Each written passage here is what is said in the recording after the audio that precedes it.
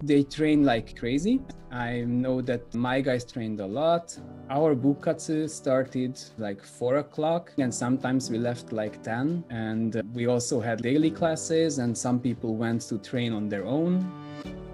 When I was heading out for the uni, it was at the time when they bombed the Brussels airport. They bombed the airport one day before my leaving. So if it's one day later, I could have been at the airport too. If you consider going to IBU for this 1 year, it's a really, really nice experience and you will definitely profit from it. Your Budo will profit from it and you will learn tremendously. Hey guys, welcome to another episode of the Tokuskai Inside Look podcast. Today we're speaking with Joszef Bereczki from Budapest, Hungary, and now living in Belgium.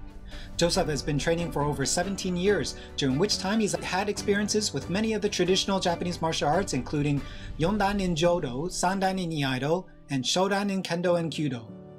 Joszef's Budo journey has taken him to many places, and in this interview, we dove into his year at the International Budo University, also known as IBU or Budai. We talk about the application process and preparing for the trip. We talk about transitioning to life as a full-time student of Budo, learning how to behave in a Japanese dojo, and finding local hidden treasures like restaurants and bathhouses. While I've heard of IBU in passing over the years, I've never really got a sense of what it would be like to be a student of the program. This episode was a fascinating exploration into that world, and I hope encourages more foreigners to participate in this wonderful program. So, without further ado, here's Joszef Bereczki. Hi, my name is Jozsef Bereczki and I'm from Budapest, Hungary, currently living in Belgium. I started Budo, I believe, around my university times, maybe end of high school. I was always interested in martial arts in general, but I never really got into anything. I had a little time of Thai box in high school and I had a little Tai Chi at the end of high school. But I had a classmate and his dad was a researcher, and when he was born, his family was living in Japan. So he was always telling us that, it's so cool, he was born in Japan and he's a white guy who's born in Japan and he has it in his ID that his birthplace is Japan. So I think that's how I got the idea, that's how I got the interest for Japan and Japanese culture. And then this developed later. With uni, I started Kendo.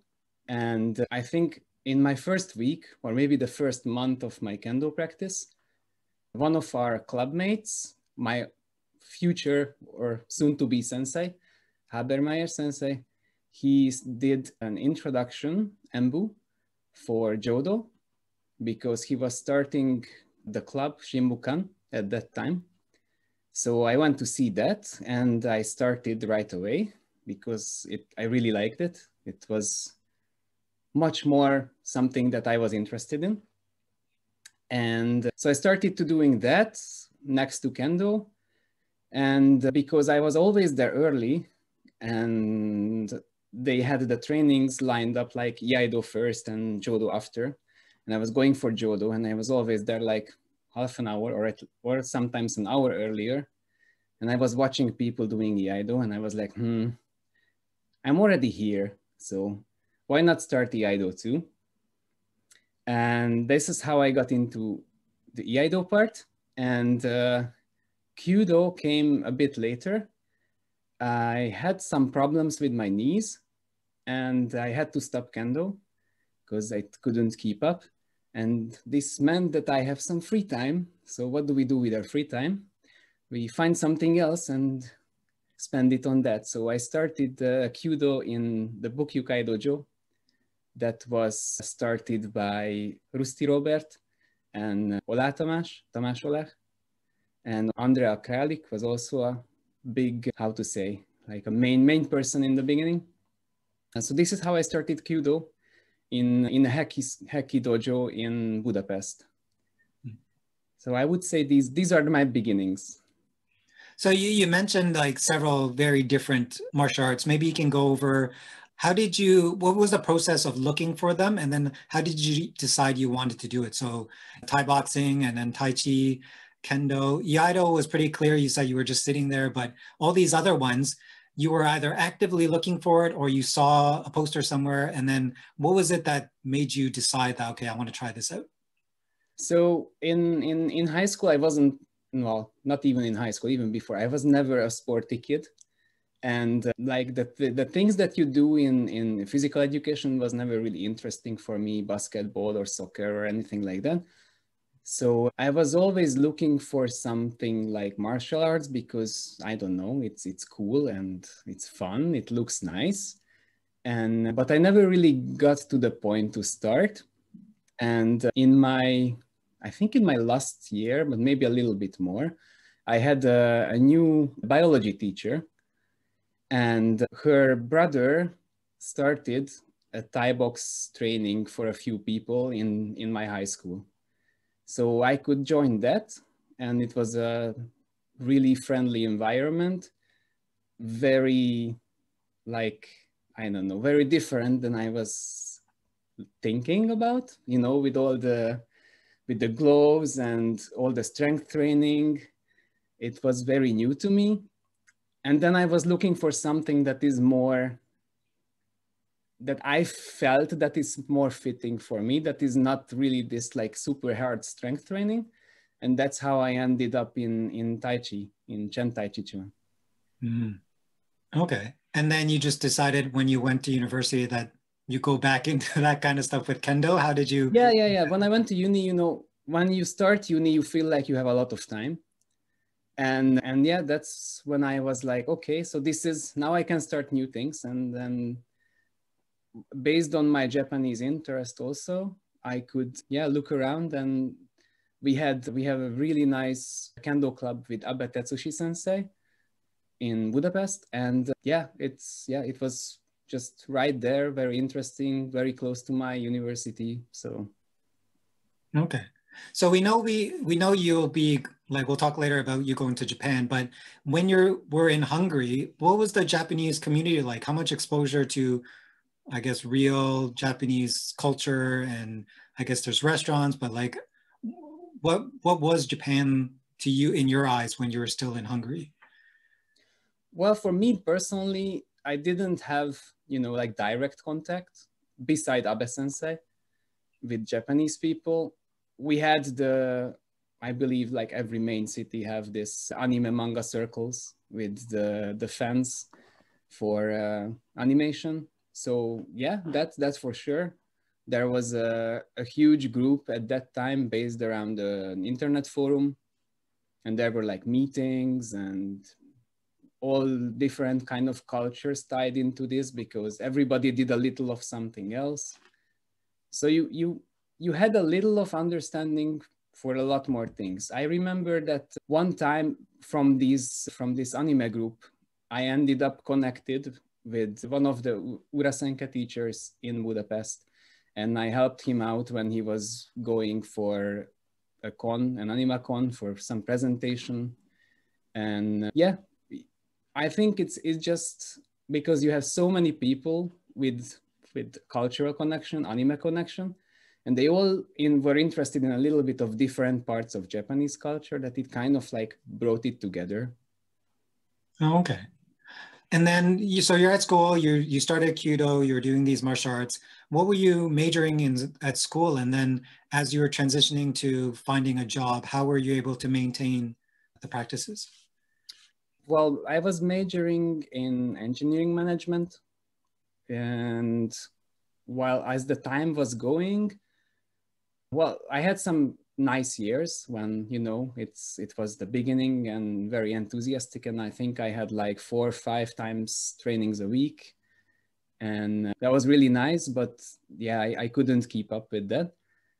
So yeah, I transitioned, especially also with starting working, down to my 2 times a week training with Shimbukan for Jodo Iaido. And then later on, Kyudo came on this once a week. Yeah, it was a bit of slowing down, but I think it was also a bit more turning less sporty and more like thinking about what you're doing, not just going to training and running around. Mm-hmm. Okay. Can you talk about now while you're going through this is kind of most people expected that this is the life. I've graduated, I'm starting to work, I have this hobby on the side, and yet IBU came in a picture and you took like a year, 2 years off to do something. Yeah. How did that happen? So this came a little bit later. After working for some time, me and one of my club mates, Aniko, we moved to Belgium from Shimbukan, and we started to train here with the Belgian teachers. We were lucky to get assigned to Albert Sensei, who helped us tremendously, sometimes coming himself to Leuven to giving us trainings. And from this, because we didn't have a dojo locally, I was always looking. And I always remembered, because in Hungary, in my Kendo dojo, Abe Sensei was from IBU, because he's a graduate from IBU. And we had at least, I believe, two students who went to IBU for this special one-year program.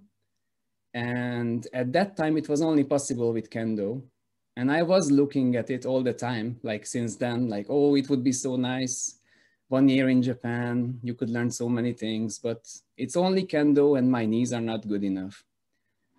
But after a few years, when I'm still in Belgium and I was in contact with my Kyudo club back in Hungary, we had many seminars with Matsuo Sensei, who was a teacher at IBU, Kyudo teacher. And he came every second year-ish to Hungary. So we had some kind of contact with him. And the rules changed for IBU and they started to open to more martial arts. And that was the first year when you could go with something else than judo, kendo, or karate. So I could join with Kyudo. It was a funny timing, because during my application, Matsuo Sensei was helping me, but I received an email from him, sometimes in the summer, that, well, you got the application, congratulations, but I have to tell you that I will be moving to another university. And that was like, oh, okay. So I get in, I can go to learn Kyudo in Japan with Matsuo Sensei, but then not with Matsuo Sensei. I have some other teacher. So it was an interesting transition, because he moved to Tsukuba, which is one of the main dojos for Heki, for my Ryuha in Kyudo.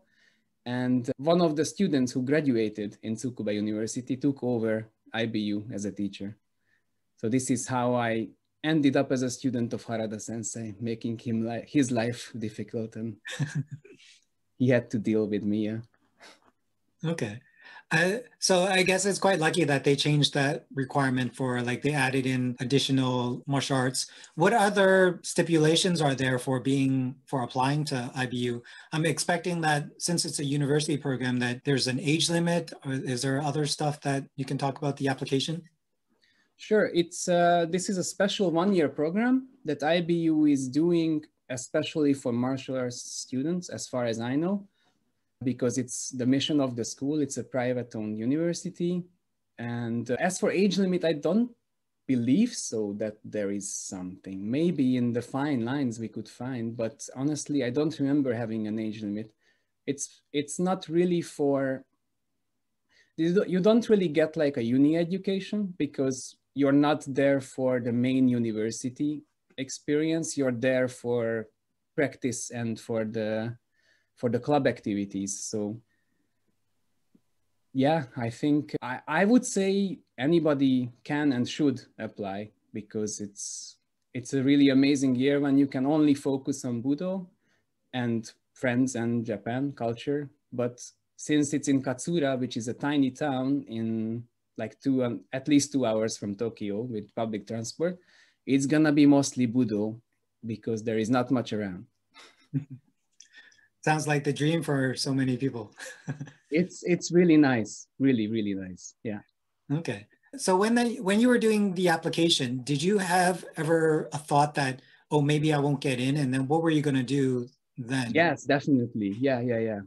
Yeah, I had no idea what I'm going to do. Well, probably stay in Belgium and find the work and something like that. But yeah, it was a very lengthy process with the visas and everything, and you never know, because you could get the school and you don't get the visa, or you get the scholarship and you get the visa, or you don't get the scholarship but you get into the school, but then how do you pay for it? So it's like it's a lot of things in the air at the end, until the end. And even when I was heading out for the uni, it was just at the time that when they bombed the Brussels airport. Oh. And basically they bombed the airport one day before my leaving. So if it's one day later, I could have been at the airport too. But this way I had to figure out how to get to my transfer to Frankfurt. And it was a really hectic starting period. Yeah. Wow. Okay, so we can get into, let me just share my screen now with your, okay, we can start here, but yeah, letter of acceptance. Where were you when you found out? I think you mentioned you got an email from Matsuo Sensei, but like when did you get the official thing, and what was that like? Well, letter of acceptance was the beginning, because then you still didn't know, I believe. Well, my memory is not the best always, but I think I still didn't know if I have the scholarship or not, but I could go to the school. That's a start. Definitely I was at home in Leuven. And yeah, you know, when you get something like this, it's kind of like, oh my God, what's gonna happen? And then you have to like rush around and start preparing, applying for visa, thinking about what you're gonna bring, what you're gonna get there, arranging things. I was lucky because at that time, a friend of mine was still living in Tokyo. So I was also arranging to go earlier so I can spend some time with him still before school. I can see the sakura, walk around, have some like transition time from Europe to Japan. So it was hectic. Yeah, it was definitely, it's a letter that you hope that you get, and then you're very surprised when you do. And what were you doing in terms of training? Because I know Kyudo came a little later. You were doing a lot of Jodo and Iaido. Yeah. Did you feel like you needed to prep up on a little bit of your Kyudo basics before? Yeah. You're absolutely right. I was terrified that I'm gonna arrive and very out of shape in Kyudo, and what's gonna happen. So I had an emergency trip to London because a friend of mine, Ákos, is living there, and he's going to White Rose Dojo, which is a really, really nice Honda dojo with super amazing people. And yeah, I wanted to visit. So I went for a long time anyway. So I went to London, visited him and his dojo, and we did some, kata training, taikai training, tai-hai training, everything, like basic movements, just go through the ceremonies, to refresh everything, to have it, kind of okay in my head by the time I get to Japan. Mm-hmm. So you have a little bit of the scheduling down, like you kind of knew where you were going, what kind of stuff you wanted to do. Yeah. Your training was being prepared. Can you talk about fundraising? Yes, I did a little fundraising because as a student with like side jobs, it was difficult. Because even if you get a scholarship, it's not gonna cover everything. It's gonna cover maybe half. So yeah, I had quite a good turnout from it, and I tried to reach out to friends and friends of friends, and yeah, the idea was that I'm gonna, write a lot of things on my blog and a lot of photos, and it went for a while, and then when things are going good, then you forget about writing about it. But I'm very grateful for them because, I'm sure that without this, it would have been a lot less likely that I make it. So fundraising was through something called Generosity? Yes, it was a sub-site of one of the, maybe Indiegogo or something. Yeah, it's just a system that handles it basically. Okay. So you booked your flight and then I arrived sometime March, I think. Just before Sakura. That was also a lucky timing. So we have this training that happens well, it's a seminar when Matsuo Sensei comes to visit us. And yeah, it was really lucky that I could still go home for Budapest to meet the guys that I am going to train with when I go to Japan. So I could already have like a first connection with the students who's gonna be 4-year students, so finishing students, because they were the ones visiting. I think it made it a lot easier. So you step into a dojo and you're not a total stranger, but already a little bit familiar face. Yeah. Oh, that's interesting. Does Matsuo Sensei normally bring students from IBU to come? Yes. The IBU does this, well, used to do it. We'll see how it continues in the future. I hope it will. He used to go to Vienna and Budapest, and he's always bringing, if he can, well, now it's Harada Sensei, but they always bring 2 to 4 students. And this is kind of like a training for them because their major is Kyudo. So it's a practice for them to see how training foreigners is and how Kyudo in Europe is. It's an interesting, cooperation. How did that develop? Why Budapest and Vienna? Because our sensei who started the dojo in Budapest, Robert, he is living in Vienna and he's part of the dojo there. And this is how we have the connection to IBU and to Matsuo Sensei, through him. Okay, so like these sensei and students from IBU come to wherever there are alumni who invite them. Well, I wish it would be that broad, but at this point it's, Vienna for sure, Budapest for sure. And well, we hope it develops. The more, the merrier. All right, so now it's time for you to go. Talk about that trip, like the day of, all the things, saying goodbye, and then the travel. Well, as I said, it was the bombing of the airport, so it was very crazy. Everything was already packed, and then I was hoping to leave one day, and I had to leave the day before in like, I don't know, when I heard the news, that was like in the morning, and then I started calling like crazy the airport and everything, like, okay, what can we do? And then by the time we figured out that, okay, I can reach the transport with the train, it was like, so it was really, really quick. So I had to move everything forward. So it wasn't really like a lot of time to say goodbye to friends and anybody. It's just, it was kind of like a rush. Okay. Yeah. And then I arrived to Tokyo. Yeah, you have this little note here on the flight. Yes, the flight was unexpectedly super long. Unexpectedly and not unexpectedly, but this was my first long time flight. So I don't know, it's kind of weird to be that much in a tube in the air. I had a nice first contact with the Japanese person. And you have these groups of retired people traveling from Japan and seeing Europe for the first time. And there was a lady who was in Italy, and they went to see operas, and she was telling me all about it and super friendly. So it was also like a nice transition. Yeah. And then I met up my friend. He came to pick me up at the airport. Zozo. He was also in IBU many, many years before, but he stayed. He did another university thereafter, and he stayed for quite some years, I think for like maybe 7-8 years, or maybe even more, for working later. Mm. And you didn't go straight to... No, I didn't go straight to Katsura.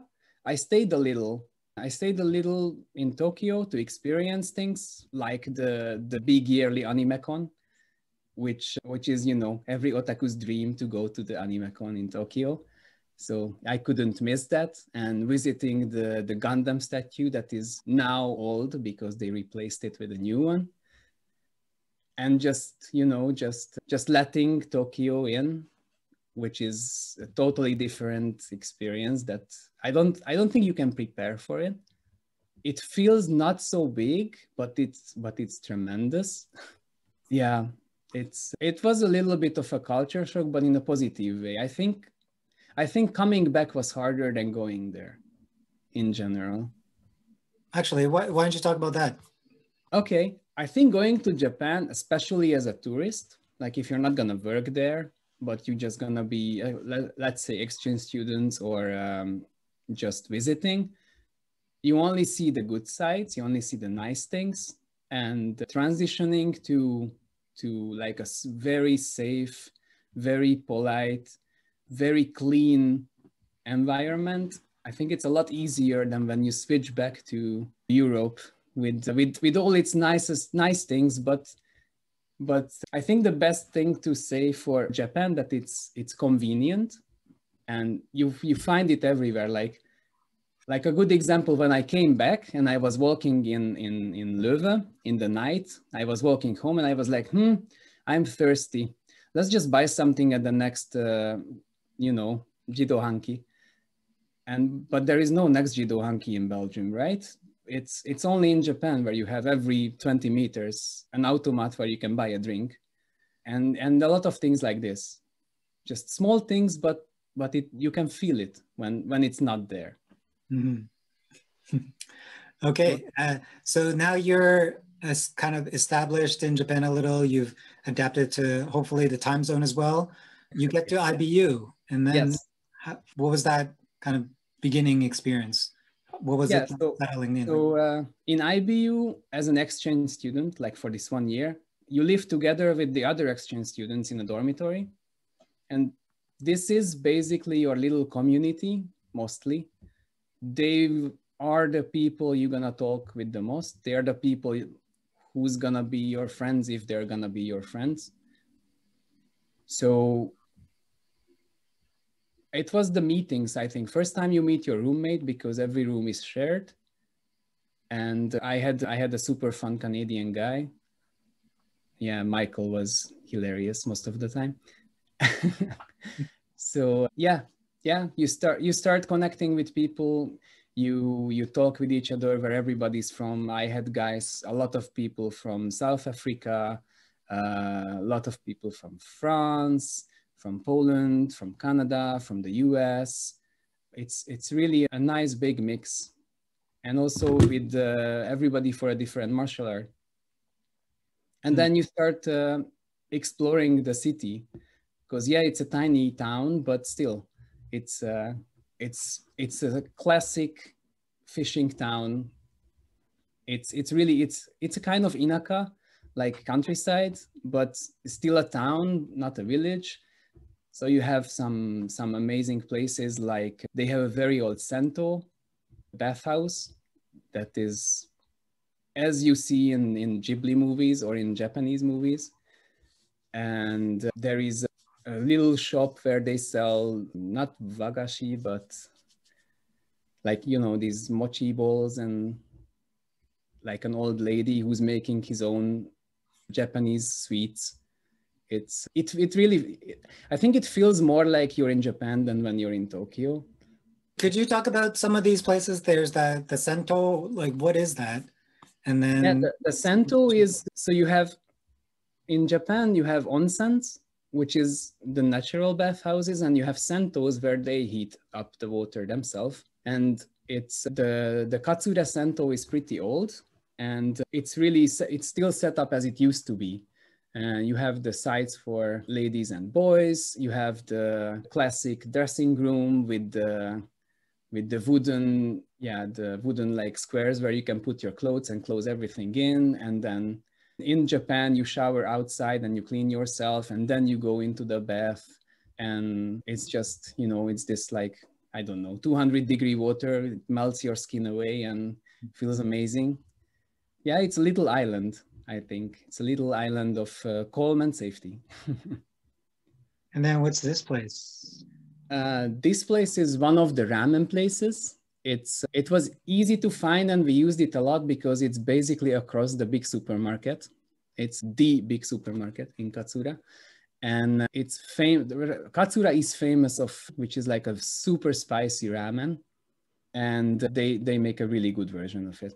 I think this was the first place where I learned to use the Japanese style ordering, where you go to the machine and you push what you want, and then you just give the paper to the guy who's making your food, but you pay for the machine. So it's very much separated, paying and ordering and everything else. Yeah, I remember the very first time doing that, it's kind of confusing. You're like, yeah, you're like standing like, okay, what do I push? Yeah, it's fun. It's a charming little town. do they seem like they're used to foreigners being around, seeing that the university is right there? A little bit, yes. So it's not like they never seen foreigners, but since it's usually only like, I don't know, 9 to 15 people every year, it's not a lot. So it's still surprising sometimes. Like they're not gonna stare at you because it's not like a village and it's not the 80s anymore. So yeah, it's not super crazy, but yeah, they see you're a foreigner and they're very friendly. And most of the time they try to speak a little less dialect and slower. Okay. Can you talk about your very first Kyudo class? Whew. I think when you go to a dojo in Japan, then you realize that you don't know a lot. And it was also my first time training with Harada Sensei, first time training with all the people. So I had to get to know everybody. I had to learn how to behave in a Kyudo dojo in Japan. We had a little shrine in the dojo, so we had to do the same kind of greeting in and greeting out like you do in Shinto shrines. It was a start of fitting in. I think the first time you try to feel how the students are with each other, how the students are with you, what are the relations. I think it's trying to find your place and trying to adjust, because every dojo has their own little rules and little traditions. Yeah, and one of these basic etiquette things for Kyudo classes is the practice of going to get the arrows and coming back. Could you talk about the differences you've seen, how you learned it here and how was it different when you learned it? Memories. It was really interesting for me that how we set up. So at beginning of every training, we clean the whole place where the targets are put up. And then we start to put up the targets and the system that one student is there, or even two students are there, and they are adjusting the height while another student from the dojo is checking that they are at the same level and shouting to each other like a little bit up, a little bit down. And it's like sometimes it's like 2 seconds, sometimes it's 2 minutes until the senpai is satisfied that it's okay. And yeah, and also getting used to being in a real dojo, because in Europe, most of the time we shoot in sports halls. So everything is a little bit different. Yeah. Mm-hmm. Learn to, leave your gloves when you go out to take the arrows, how to clean the arrows, because it goes into the back is built from ground, dirt, and so when you take it out, you have to clean everything. How after shooting, if you are the one who's going for the arrows, how to check and how to shout back, like how many are hit, how many are not hit. And so the people who are writing inside, they can double check what they write. So it's a whole system that you get used to it in 2 weeks, and then it's automatic. And then when you're out of there, then it's just like, woof, it's gone. And then most likely if I step in tomorrow, then it's back and it's working again. When I normally think of a structured school system, I feel like they give you a little more information and details and instruction. Or was this more really like just a traditional Kyudojo that's situated where the university is, where they don't tell you anything, you just kind of have to look around and follow along? It's a bit better than that. Well, sadly, this was a year when the Kyudo was the lowest in numbers, and so it wasn't that busy. But that was in a way good for me, so they could They could be a little bit more explanative. They can help me a little bit more with talking and telling. But the dojo is not really from the uni. It's attached to the uni. It's part of the Budokan in Katsura. And so it's a little bit outside. It's probably like, I don't know, 10 minutes bike ride. And it's really close by. It's like a neighboring hilltop.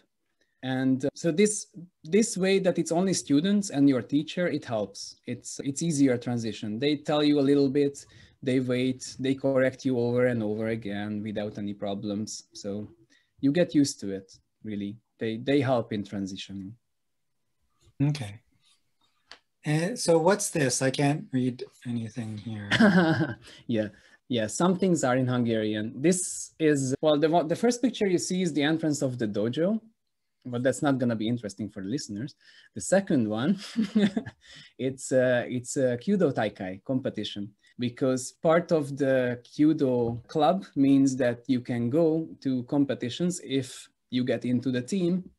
But since the number of students was very low in this year, they really needed me to have the enough number to go for competitions, which is a really good opportunity for me so I can go, because otherwise probably I wouldn't get into the team. So yeah, it was also, again, another experience to partake in those competitions that you see in some YouTube videos with university students from all around, shouting to each other, helping to each other, having these friendly or not so friendly competitions with each other, different schools competing, different styles competing. Honestly, it was really welcoming and very friendly environment. Like I never really seen any Kyudo Taikai which was not really friendly. It could be heated and could be very excited, and students can be very like shouty, but it was always very cooperative and friendly. Yeah.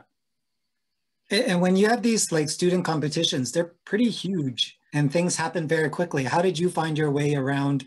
I was just running around after the others. Most of the time, especially that my Japanese is still not amazing. And at that time it was even worse. So yeah, you have your team you practiced with and you don't lose them. That was my tactic. But after the first one, I was panicking like crazy. But after the first one, you get used to also like how competitions go, how you sit in to wait. So you go up next, how you go into the shooting range first, how you together with your team, depending on which position you are, how you get into your place and all these things. It's, I think, yeah, you get used to it. First time panicking and then it goes like automatic. What do you see as different between the schools that seem to have much better hitting compared to the other ones? And how did your dojo fit into that level? This is difficult because I'm not doing that much. Well, I'm not doing Kyudo that long and for that intensive. It's tricky because I think that, well, that's my opinion, that many dojos that are hitting a lot, they train like crazy. And they train to hit. And sometimes, even if the technique is not amazing, they trained so much for hitting with that technique that they have that they're gonna hit. But yeah, I think it's a lot of practice. And yeah, what sensei you have access to, what senpais you have, how they treat the kohais, how they give the teaching down, how much extra they put in. I know that my guys trained a lot. Our bukatsu started, I believe, like 4 o'clock with setting up everything. And sometimes we left like 10. And we also had like daily classes and some people went to train on their own. Yeah, I've seen other schools. I visited Tsukuba once for Heki Taikai. And yeah, they practice a lot. I really think it's good technique and a lot of practice. That's as usual. Mm-hmm. Practice, practice, practice. Yeah. Okay, so you were there for Kyudo, but you weren't practicing Kyudo every day, all day, every day. What was the rest of your schedule like? Like, what was a week like at the university? So in IBU, in this special program, you have your main chosen Budo, where you have to go classes and you have to go club activity. Club activity is every day except Sunday. So every afternoon, night, you have club activity for most of the things, and every Saturday morning. And for judo, I think judo people, judo and kendo people, they also had like morning sports, like before breakfast, wake up running and all these things, strength training. So this is your part, your budo, and then you have some electives. You can pick introductory classes to other sports, mainly budos. This is a sport university, so the people who finish here, they will be like fitness instructors or sport teachers or teachers in high schools. So all kinds of stuff. So they do many kinds of sports, not only budo or not even any budo. So the intro classes are also for them. You are together with them. For example, to do a little kendo again, I did intro to kendo, where you ended up with like baseball guys who never even seen anything like kendo, which is amazing. This is also amazing to experience in Japan, that you go there and people have like absolutely no idea about something that for you is like so Japanese. And so you can try other things, naginata, kempo, karate, aikido. Yeah, these are the budos. Then you have Japanese culture class, and then you have Japanese language class. And at my time the Japanese teacher changed, and we had Yoshikawa sensei, who is like the best you can hope for. Super patient and very good Japanese teacher, and who was also a student at IBU before. This is basically your week. Your mornings are gonna be classes, and your afternoons gonna be either your own Budo classes or intro to other Budo classes. Your afternoons and your nights are practice in club practice. And then some other things you can pick up, like me, I was really interested in tea ceremony. So I got out of my Friday practice of Kyudo and started doing tea ceremony practice. In the school, the tea ceremony club has a really, really nice old teacher, Okawa sensei, and she is from the family who runs the shrine there. And she's a teacher in Edo Senke, and it was just amazing. To visit her tea room, that's like next door to the shrine, which is there for super long time ago, and to experience also. She invited me to her own classes, where not with the students, but her own students. And yeah, it's just the atmosphere and the whole thing. It was really, really nice. So you have these classes, you also go to these tournaments. I'm guessing like they're weekend taikais around to like Tokyo. Yeah, you mentioned to Tsukuba, which is in Ibaraki. Can you talk about some of these trips? I know that even on, I guess, holidays, you would make some trips to different parts of the country just to do some sightseeing. Are there any particular memorable trips that you took away from the university during that time there?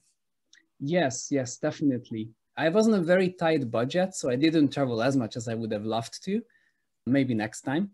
But I managed to have a trip to Fukuoka, because I knew a Japanese girl from Belgium. She was exchange student in Belgium, and she is from Fukuoka. And Fukuoka is very important for Jodo people, because the shrine for Jodo is there. And I went to visit. I went to see the shrine. I went to see the training for the Fukuoka Jodo people, and I could join for one training. That was really, really amazing. Then I went to Kyoto. It's probably my favorite city in Japan. I could stay at a small renovated house and just walked around like crazy a lot. It's so many things to see and all the old sites. I went to Nara.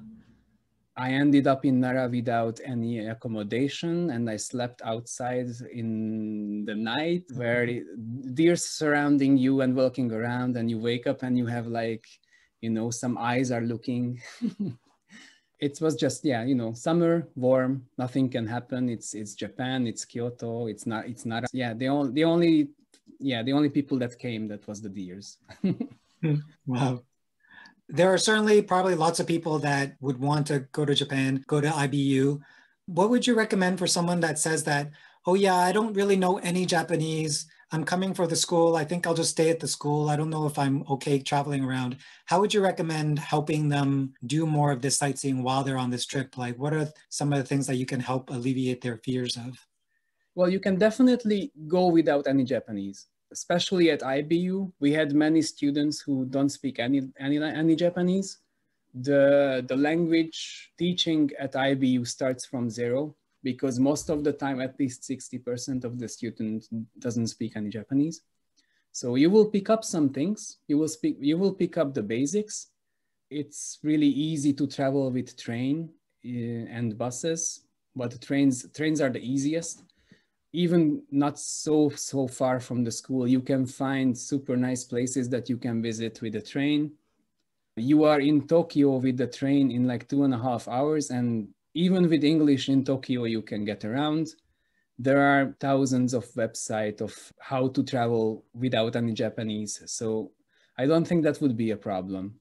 Definitely, if you consider going to IBU for this 1 year, it's a really nice experience, and you will definitely profit from it. Your Budo will profit from it, and you will learn tremendously, even if you don't want to. Traveling around Japan is not so difficult. We went to Fujisan also to climb. We went up through the night. We got there with a bus. You can book the ticket online. I went to see Bunraku Puppet Theater in Osaka when I was visiting Osaka and Kyoto. And you can book the tickets without any problem.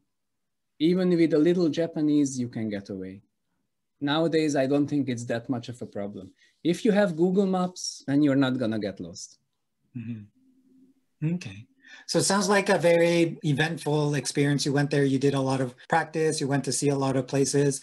Maybe wrapping up this 1 year there, how did this finish off? It wasn't like, it's time to go and I just go. Are there like closing festivities? Are there anything that like graduation certificates or ceremony? Yeah, definitely. So, well, you join a university, so you join the schedule of the university. So you end with a huge graduation ceremony, and you graduate basically together with the 4th-year students who are graduating at that year.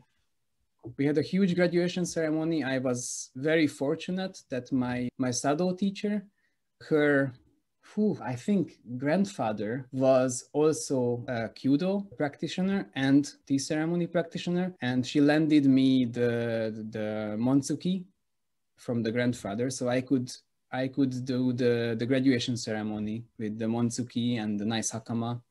And it doesn't feel like it stops like this. It's kind of gradual, and then you start panicking as you come to the end because you were living together with friends for a year, closed together with all the crazy things and all the nice things.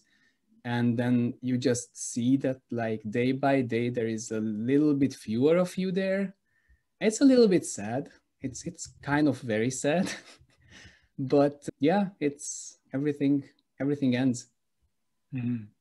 How do you stay in touch with fellow alumni these days? We stay a lot in touch, at least with my year. We talk a lot. We were lucky because the American guy from my group, he got married like, I think half a year after or something like that. So we could meet up at his wedding in the US. And that was like our first small reunion. And yeah, it was amazing. Like, it was like we met yesterday, just continuing. We talk a lot. We Skype a lot. We had a Skype call a few days ago with the Frenchies and the American and some other guys. It's really like, yeah, it's the brother sisterhood, you know, sticking together. And IBU alumni also, there is like a common Facebook group for all alumni. My friend who I visited at the beginning, he's also IBU alumni.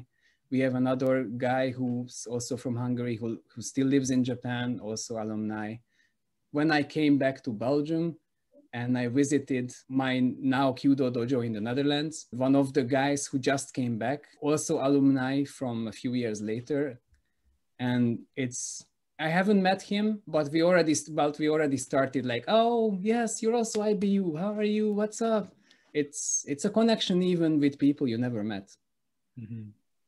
That's cool. Yeah. So this was a slightly different interview than the other ones I've been doing. Thank you so much for sharing this, because a lot of people have heard about IBU, but very few people know much about it. And I think this helps really demystify what that organization and what that schedule would be like if someone were to go. And it sounds like a great place to. Yeah, I really suggest for everybody, if you can put this year into your life, it's gonna be an amazing experience. It's an amazing place. The teachers are superb. I heard many good things from the Jodo and the Kendo guys. Everybody was very, very happy. Okay, cool. So it doesn't feel interesting to use my typical finishing questions that I normally do for interviews, because this is as much about you, one singular experience for you, rather than like your whole kind of Budo journey. But maybe what would be a good way to end this kind of thing? So you come back from IBU. That probably was a very influential experience. How has that impacted your current pursuit of these different martial arts? I know you went there for Kyudo, you started Sado there as well, but like, how has that impacted what you continue here and what you focus on while you're back in Europe? Right. I try to continue with everything, I think. I couldn't find Edo Senkei in Europe, but I met an Enshu Ryu teacher, Tias, who is funnily originally from Belgium, but lives in Kyoto. So we can do online classes and I can continue with tea ceremony. When there is no pandemic ongoing, I can go to Albert Sensei, who I train the most here in Belgium. We have many seminars in Belgium for Jodo and Iaido. It's a super nice community. They do many things. René Sensei comes to visit very often. I did my Jodo grading here. Yeah, I try to go to as much seminar as I can and to get to as many trainings as I can. Not so successfully sometimes, but yeah, I'm trying. Cool. Okay. Yeah, I'm sure all of us, there's always something that gets in the way, but we still exist. We still go to classes. That's what matters. And over the long term, we'll see each other around. Never giving up. Yep. And now we're learning Japanese together. Yes, exactly. You're a little ahead, David. Yeah, I really appreciate you kind of helping with some of the things that we're less familiar with, because as Andy mentions, like having fellow students help each other out, that's also a great way for us to learn. So yeah, I believe that, it's the best way of learning is also cooperation and community. And our Japanese classes is also a community within the Budo community. So yeah, I think that's probably the most important for me in Budo. Cool. Well, speaking of which, we're going to be, classes at 1 in an hour today. So I'll see you there. Yes, I'll see you there. All right. Thank you so much for this. And thank you very much for much. your patience again to redo it. No worries. All right. Talk to you soon. Bye. Bye-bye. Hey guys, I hope you enjoyed that episode, because we have a lot more exciting conversations to share as we explore the world of the traditional Japanese martial arts. The Inside Look podcast is available on most common podcasting platforms and on YouTube. Remember to subscribe to not miss out on new interviews as they are posted. We're always looking for feedback to improve, so please write us a review or drop us a line at podcast@tokushikai.ca or on Facebook and Instagram at tokushikai.canada. Until next time, thanks for listening.